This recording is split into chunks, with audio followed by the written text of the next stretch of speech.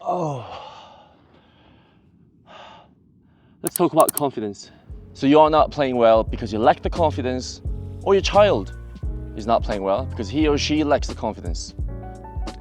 Believe me, I've heard it before. Obviously, confidence is undeniably important, but what is confidence in a simple term? It is simply how prepared you are. And I want to break this down into 3 different parts. And number 1 might be the most important thing. And this might be the exact reason why you lack the confidence, and that is technique.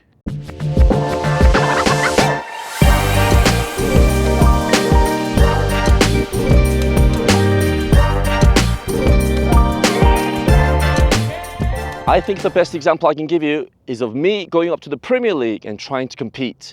And obviously those players have unreal technique.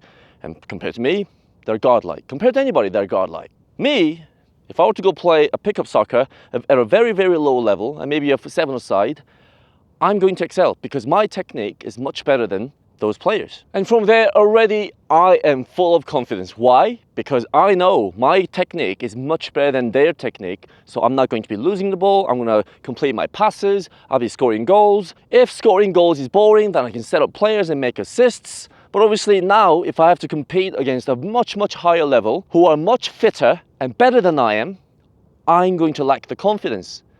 And that's as shallow as it gets, but you are going to lack the confidence. So number 1 is going to be the technique. Improve your technique. So when you talk about your confidence or your child's confidence, look deep inside you. Is it actually the mental confidence, or is it simply the technique? You simply might not be good enough, and that's why you lack the technique. So let's be honest with ourselves, and that can be easily fixed. Keep on training, keep working on your fundamentals, keep improving. If you think you're better than what you actually are, that's a problem. And the second possibility I want to talk about is lack of experience or the playing level. I saw a video ruefully mentioning football is just recognition and anticipation of patterns. So what does that mean to our confidence? Well, it means one thing. If you cannot anticipate or recognize the patterns, you will be lost. Hence, you are going to be down on your confidence. So this is what I meant by lack of experience or the playing level. Lack of experience will show you that you have not seen those patterns before. Hence, your movement, your technique, your decision making will not be up to standard for those patterns. So you are going to be making mistakes and your confidence will be down.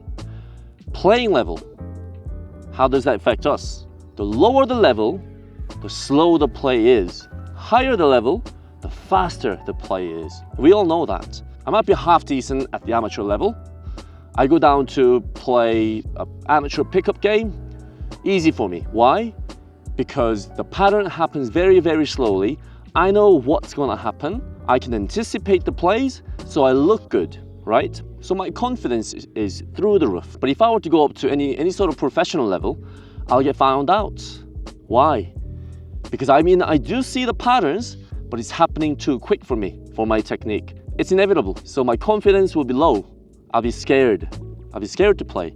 I'll be scared to ask for the ball. People will be able to see that I'm down in confidence or that I am scared to receive the ball. So this is why your experience matters, because the more you experience those patterns or anticipate and recognize those patterns, much easier the game will get for you. And that's going to improve your confidence. And this is why, as a grassroots coach or anybody who is newly into the game, I'll always tell you, watch the game. Watching the game is just as important as training or playing.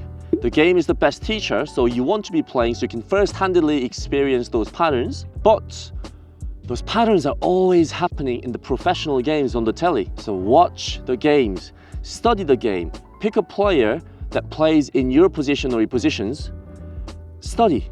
Watch his or her movements, the first touches, the decision-making, and the ball movement, the triangles, the third man runs, how they move, how they come to show for the ball, how then the other player will move into the space. These are all the patterns that you'll be able to see when you're watching the professional games. And you can hopefully translate that or apply that into your game. Anticipation and recognizing the patterns is going to help you with your confidence. So the second reason why you lack the confidence is because you haven't got a clue what's happening around you. So part 3, Lastly, how do we become more confident then? How do we fix this? Well, it's going to be through deliberate training, deliberate repetition training, and playing more. You see, I didn't just say it's a repetition training. You don't just show up, you don't just turn up to the training and just bits and bops and yeah, I've worked hard, so you say. I've gotten better, again, so you say.